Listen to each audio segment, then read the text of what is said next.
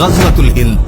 ইমাম মাহদির আবির্ভাবের সময়গুলোতে হিন্দুস্তানে মুসলিম ও মুশরিকদের মাঝে এক যুগান্তকারী লড়াই হবে। রাসূলুল্লাহর ভাষায় এই লড়াইয়ের নাম গাজওয়াতুল হিন্দ। প্রিয় ভাই ও বোন, উপমহাদেশের চলমান পরিস্থিতির দিকে তাকালেই আপনারা দেখতে পাবেন গাজওয়াতুল হিন্দের প্রেক্ষাপট রচনার প্রক্রিয়া এখন থেকেই শুরু হয়ে গেছে। হিন্দুত্ববাদের কালো কুয়াশায় দ্রুত ঢেকে যাচ্ছে উপমহাদেশ। এই নিয়ে বিভিন্ন মজলিসে আমরা পূর্বেও আলোচনা করেছি। পরিবর্তিত পরিস্থিতির সঙ্গে সঙ্গতি রেখে আমরা সামনেও আলোচনার ধারা অব্যাহত রাখব ইনশাআল্লাহ। গাজওয়াতুল হিন্দ রাসূলুল্লাহর প্রতিশ্রুত এক মুবারক জিহাদ, যে জিহাদে অংশগ্রহণ করার জন্য স্বয়ং সাহাবায়ে কেরামও লালায়িত ছিলেন।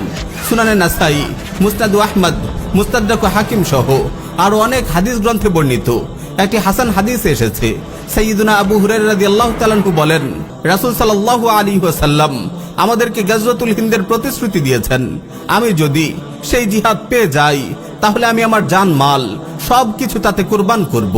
এতে যদি শাহাদাত বরণ করি তাহলে আমি হব শ্রেষ্ঠ শহীদ, আর যদি গাজী হয়ে ফিরে আসি তাহলে আমি হব জাহান্নামের আগুন থেকে মুক্তিপ্রাপ্ত আবু হুরায়রা।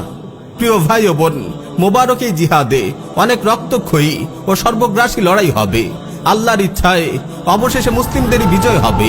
নুআইম বিন হাম্মাদ সংকলিত কিতাবুল ফিতানে বর্ণিত একটি হাদিস এসেছে, রাসূল সাল্লাল্লাহু আলাইহি ওয়াসাল্লাম ইরশাদ করেন, লা ইয়াগজুয়ান্নাল হিন্দ লাকুম জাইশুন ইফতাহুল্লাহু আলাইহিম হাত্তা ইয়াতু বিমুলুকিহিম মুগাল্লালিনা বিসসালাসিল ইয়াগফিরুল্লাহু যুনুবাহুম ফায়ানসারিফুনা হিনা ইয়ানসারিফুন ফায়াজিদুনা ইবনা মারইয়ামা বিশাম।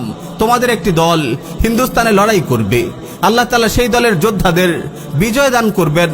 তারা হিন্দুস্তানের শাসকদের শিকল দিয়ে বেঁধে টেনে আনবে, আল্লাহ তাআলা সেই দলের যোদ্ধাদের ক্ষমা করে দেবেন। অতঃপর মুসলিমরা সেই যুদ্ধ থেকে ফিরে এসে ঈসা বিন মারইয়াম আলাইহিস সালামকে সিরিয়ায় পেয়ে যাবে।